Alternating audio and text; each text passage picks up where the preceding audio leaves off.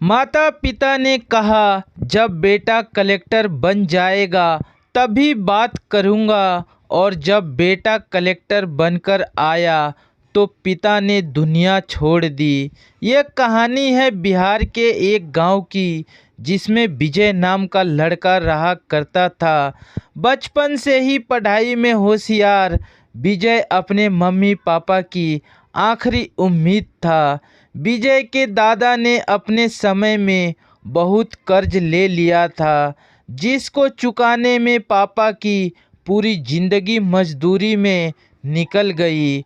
उनके पास थोड़ी सी ज़मीन थी जिससे उनका गुजारा हो रहा था।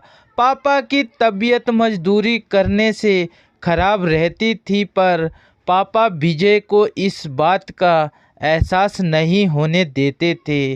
विजय को पढ़ाई में इतना होशियार देखकर उसके मम्मी पापा ने हर वो काम किया जिससे वह विजय को पढ़ा पाए। विजय की कॉलेज की पढ़ाई ख़त्म हो गई थी और वह एक छोटी सी नौकरी करने लगा, जिससे उसका खर्चा निकल जाता और साथ में वह कलेक्टर बनने की तैयारी भी कर रहा था। विजय अपने वक्त का एक मिनट भी फालतू नहीं गुजारता था।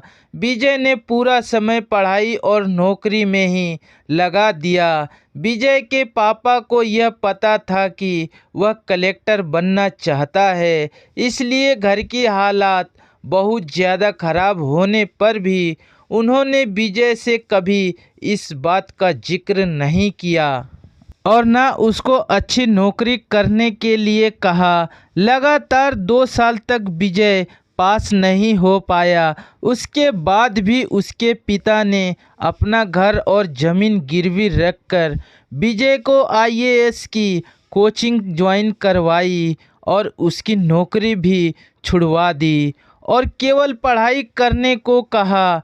विजय के पापा हमेशा उससे कहा करते थे, बेटा खेत और घर दोबारा आ जाएंगे पर कलेक्टर दोबारा नहीं बन सकते।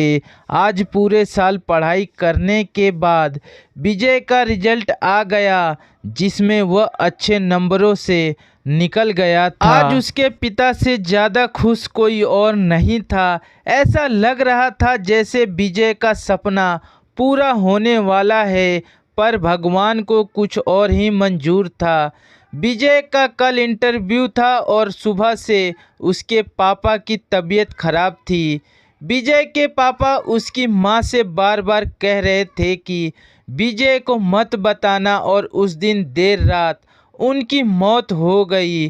अब एक माँ जिसकी गोद में उसका पति गुजर गया और वह अपने दर्द को भुलाकर अपने बेटे की ज़िंदगी के बारे में सोच रही थी। माँ ने पड़ोसियों तक को इस बात का एहसास नहीं होने दिया कि उसका पति अब नहीं रहा। पूरी रात ऐसे रोई कि आवाज़ भी ना निकले और सुबह विजय जब इंटरव्यू देने जाने लगा तब माँ और पापा के आशीर्वाद के लिए उसने माँ को कॉल किया। माँ ने पूरी हिम्मत लगा दी अपना सच छुपाने के लिए और विजय को आशीर्वाद दिया। और जब विजय ने पापा से बात करने को कहा तो माँ बोली, पापा अब तुमसे बात नहीं करेंगे, वह कलेक्टर से बात करेंगे। इतनी बात करके माँ ने फ़ोन रख दिया। विजय का जब इंटरव्यू हो गया तब उसे बताया गया कि उसके पिता की तबीयत खराब है, उसको तुरंत घर जाना है। विजय को एक पल नहीं लगा अपने पिता की हालात समझने में। घर पहुंचकर पिता के पैरों में गिरकर वह ज़ोर ज़ोर से रोने लगा और कहने लगा, पापा उठो, देखो मैं कलेक्टर बन गया। आज उसके पिता को वह खुशी मिली थी जिसका उनको वर्षों से इंतज़ार था, पर आज वह इस दुनिया में नहीं थे। भगवान विजय के पिता की जिंदगी में सुख लिखना ही भूल गए थे। पहले वो अपने पिता के कर्ज में जिंदगी भर मजदूरी करते रहे और फिर बेटे के सपनों में फिर घर और ज़मीन गिरवी रखनी पड़ी।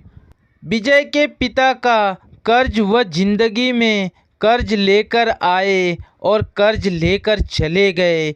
विजय के पिता को भले ही जिंदगी में कुछ हासिल ना हुआ हो, पर वह अपने लड़के को इस काबिल बना गए कि वह अपनी 7 पुश्तों को बैठे बैठे खिला पाए। विजय की माँ ने जो उस रात किया, जिसको करने का जज्बा बहुत कम लोगों में होता है। जब विजय कलेक्टर बनकर घर आया तब माँ ने विजय से कहा, बेटा तुम आज इतने बड़े बन गए हो कि हजारों गरीबों का भला कर सकते हो।